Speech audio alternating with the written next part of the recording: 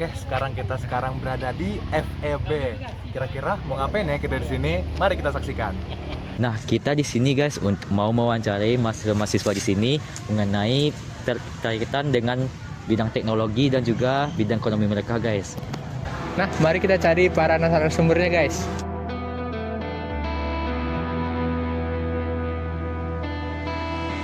Perkenalkan, nama saya Muhammad Aziz Wandi. Perkenalkan, nama saya Christine Odesya. Dan perkenalkan, nama saya Sermila Kemasari. Perkenalkan, nama saya Gitu Juliansyah. Perkenalkan, aku Salsabila Ramadan.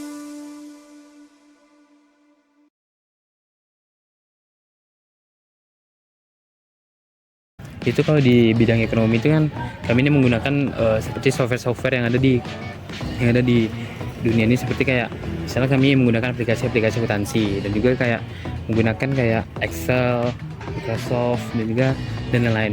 Misalnya kayak menggunakan Microsoft Access yang mana itu tuh untuk relational database. Nah, dan juga kami ini menggunakan kayak aplikasi-aplikasi akuntansi seperti Mayop, terus Accurate, Zahir dan lain-lain.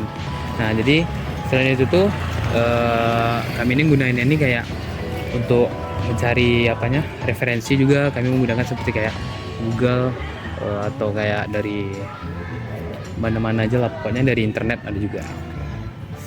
Berarti yang paling sering digunakan misal untuk tugas tuh Excel lah ya? Iya. Oke, baik. Kalau pengaplikasiannya itu kami sering menggunakan Excel kalau untuk mengolah data.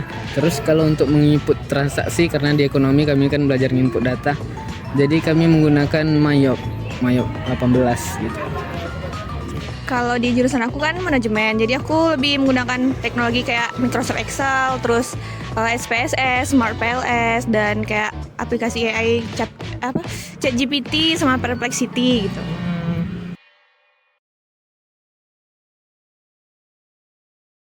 Kalau penjelasan singkatnya, kalau untuk Zahir dan Mayop itu adalah sejenis aplikasi yang kami gunakan untuk membantu kami membuat laporan keuangan. Karena kami kan ada membuat laporan keuangan, mungkin dari seperti buku besar, ada seperti buku transaksi. Nah, nanti itu mempermudah kami untuk membuat laporan keuangannya, dan itu pastinya dengan adanya memakai AI akan mempermudah kami dan juga mendapatkan hasil yang lebih akurat dibandingkan dikerjakan secara pribadi. Mungkin seperti itu.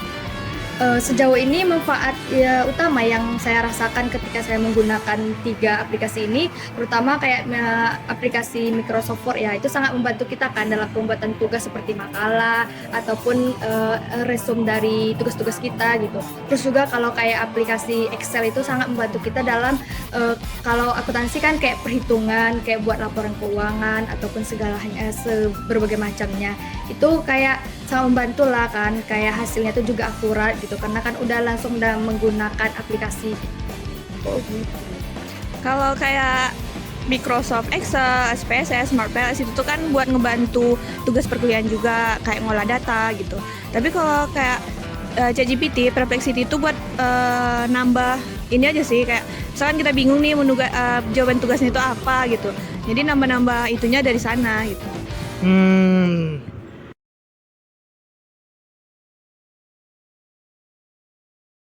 Nah, kalau dampak positifnya sih dari perkembangan zaman yang kita lihat kan, tentunya data-data yang ada sekarang ini tentunya lebih terbaru, relevan.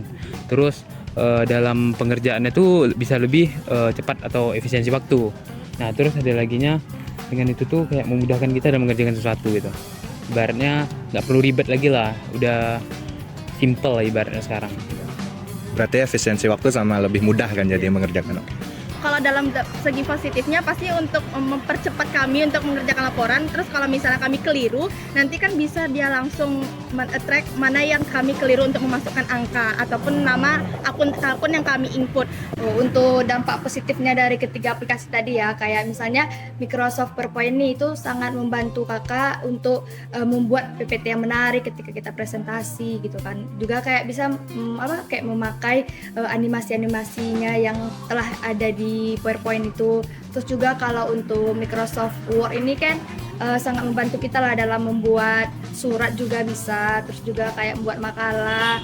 Untuk Microsoft Excel itu sangat membantu kami di akuntansi ini, sangat membantu lah untuk berbagai mata kuliah gitu. Apalagi kalau akuntansi kan banyak hitungan.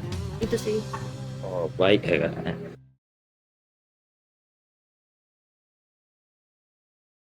Tuh dampak negatifnya mungkin ini ya dampak negatif dari ketiga aplikasi ini kayak kita bisa dibilang ketergantungan kan, karena kalau udah kita menggunakan aplikasi itu kayak udahlah udah malas belajar gitu kan udah ada aplikasi nih ngapain belajar lagi gitu.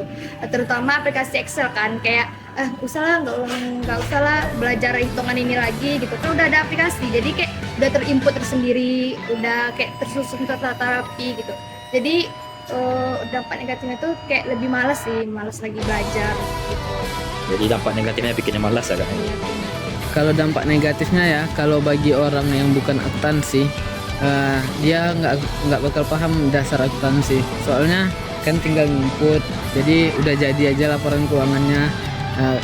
Kalau menurut aku dampak negatifnya ya itu tadi, orang tuh nggak ngerti dasar-dasar akuntansi.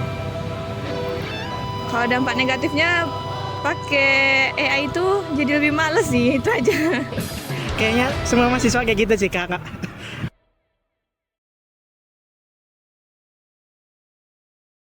Kalau kami dalam segi akuntansi sendiri, seperti yang aku bilang, paling kami harus tetap mengetahui dasar-dasar akuntansi yang lebih tepat, dan juga kalau misalnya walaupun kita memakai AI, kita juga bisa memeriksanya secara satu persatu supaya kalau ada kekeliruan kita bisa meminimalisir hal tersebut. Mungkin seperti itu. Kalau menurut saya penggunaan yang ideal itu harus diimbangi lah antara teknologi dengan dasar-dasar akuntansi. Sebelum kita bisa menggunakan teknologi, ada baiknya kita tuh tahu dasar-dasar akuntansi dulu, siklusnya kayak mana, jurnalnya kayak mana. Habis itu baru kita menggunakan aplikasi. Nah, kalau mungkin kita pandai di bidang teknologi, mungkin bisa kita membuat aplikasi tentang ekonomi juga. Kalau dari aku kayaknya itu buat tambahan aja. Jangan buat jadi kunci utama buat nyari tugas. Misalkan kita udah dapat dari buku, udah dapat dari sumber-sumber yang lain. Kalau misalkan memang belum terpenuhi, baru nanti carinya di AI aja gitu. Itu udah semuanya tuh caranya tuh kak, menurut kakak? Itu aja sih menurut aku. Oke, makasih kak. Jadi segitu aja wawancara kami dengan anak FEB Fakultas Ekonomi Bisnis. See you and goodbye.